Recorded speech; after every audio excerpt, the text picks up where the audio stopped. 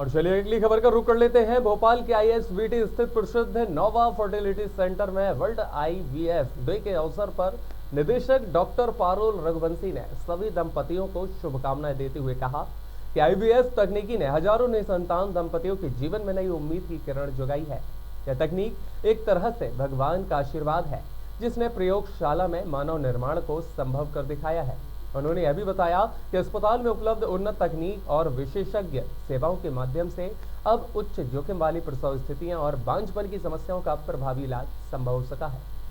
भगवान के आशीर्वाद के अलावा मैं बोलूंगी इंसान में जो सबसे बड़ा इन्वेंशन कहेंगे इसे, अगर कोई इन्वेंशन जो मनुष्य जाति को हेल्प कर पाया है तो मैं उसको आईवीएफ को ही, उस इन्वेंशन को ही मानती हूँ। क्योंकि आईवीएफ से बड़ा कोई बड़ा मेडिकल साइंस नहीं है, क्योंकि इससे हम एक बच्चे को बना पा रहे हैं एक्चुअली विदाउट नेचुरल थिंग।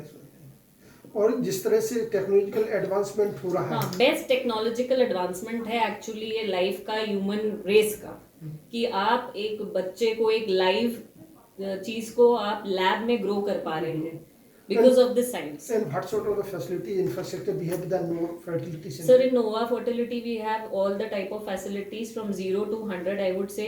हम यहाँ पे छोटे ट्रीटमेंट्स जो बेसिक मेडिकल मैनेजमेंट होता है वो भी करते हैं इनफर्टिलिटी के लिए। फिर उससे बड़ा होता है इंट्रा यूट्राइन इंसेमिनेशन, IUI भी कर रहे हैं। फिर जो लेटेस्ट में होता है ICSI, intracytoplasmic sperm injection, IVF, ICSI, और उसके बाद PGT, pre implantation genetic diagnosis होता है, PGS कहते हैं, जिसमें एम्ब्रियोस को भी टेस्ट किया जाता है, बायोप्सी की जाती है जिनमें जरूरत होती है, जिनमें इंडिकेटेड होता है। तो हम सारे एडवांस ट्रीटमेंट्स यहाँ कर रहे हैं। किसी तरह की कोई दिक्कत तो नहीं है?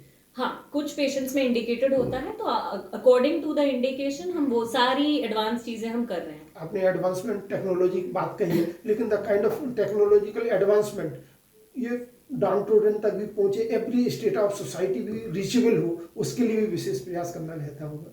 हाँ सर, बहुत ज़्यादा प्रयास करना रहता है। इनफैक्ट जो डाउन ट्रोडन सोसाइटी है उनके लिए भी हम कुछ ऐसे पैकेजेस, जो इकोनॉमिकल पैकेजेस बनाते हैं, जो ज़्यादा खर्च नहीं कर सकते हैं, उनके लिए भी कुछ ऐसे पैकेजेस हमारे पास रहते हैं कि उन्हें जितनी हो सके हम हमारी तरफ से उनकी मदद कर पाए। क्योंकि बच्चा करने का अधिकार तो गरीब को भी है, रिच को भी है, हर इंसान को है। You have the 1 decades of your service in that field.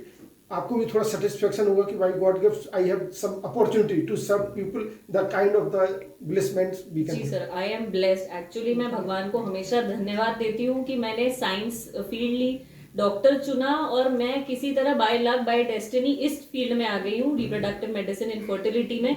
इससे ज्यादा ग्रैटिट्यूड देने वाला जॉब नहीं है। मतलब जो खुशी, जब कोई जो खुशी है वो, मतलब it is invaluable, it is so precious. Madam, इसमें कोई एज फैक्टर्स रहते हैं क्या?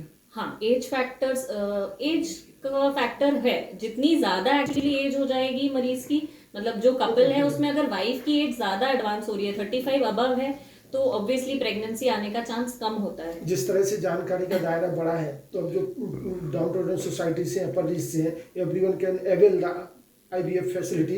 We wish all the best. Thank you very much.